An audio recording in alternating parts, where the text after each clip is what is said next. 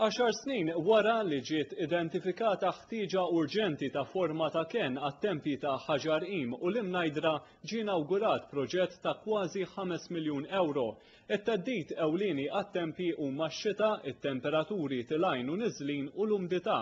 Minn barra tinet protettivi fuq it-tempi inbena wkoll ċentru modern għall-viżitaturi. Id-dettalji fis-servizz. ċerimonja mlewna bil-mużika tal-grupp tribali u bis-sema attiv ta' tfal, il-biraħ filgħaxija ġew inawgurati t-tinet protettivi u ċ-ċentru tal-viżitaturi għat-tempji ta' Ħaġar Qim u l-Imnajdra. L-inawgurazzjoni saret mill-Prim Ministru Lorenz Gonzi bil-kċif ta' monument maħdum mill-istudenti tal-EMKAS li jissimbolizza l-protezzjoni għal dan l-aktar post storiku antik biex jitħares għal ġenerazzjonijiet li ġejjin. Il-Prim Ministru Gonzi sejjaħ il-proġett ċieda tal-maturità u l-impenn tal-pajjiż tal-ħarsien ta' dan il-wirt storiku li qal huwa attrazzjoni dinjija.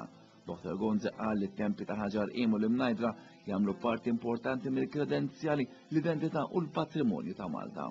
Dawn it-tempji jagħtu lil pajjiżna mhux biss post prominenti ħafna fl-istadju tal-proċess u tal-progress tal-bniedem fid-dinja, imma wkoll post importanti fil-mappa tal-attrazzjonijiet turistiċi.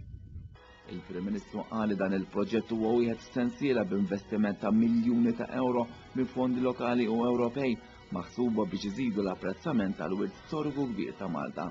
Qal li sal-2013 se jkunu inawgurati ħafna minn dawn il-proġetti fosthom ir-restawr ta' partijiet kbar miswar u l-katakombi ta' San Pawli Rabat.